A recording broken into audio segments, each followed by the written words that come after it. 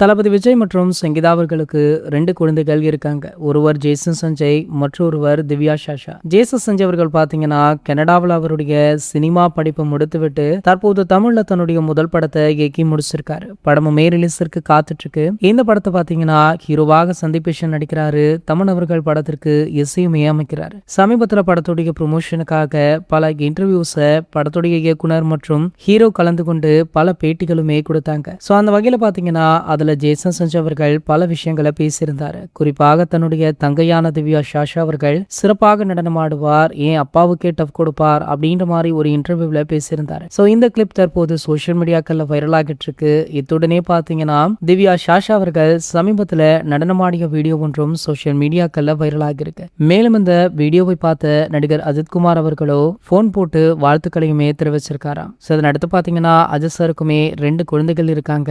ஒருவர் அனுஷ்கா, மற்றொருவர் ஆத்விக். ஸோ அனுஷ்கா அவர்கள் பார்த்தீங்கன்னா தற்போது படிப்பை மேற்கொண்டுட்டு இருக்காங்க.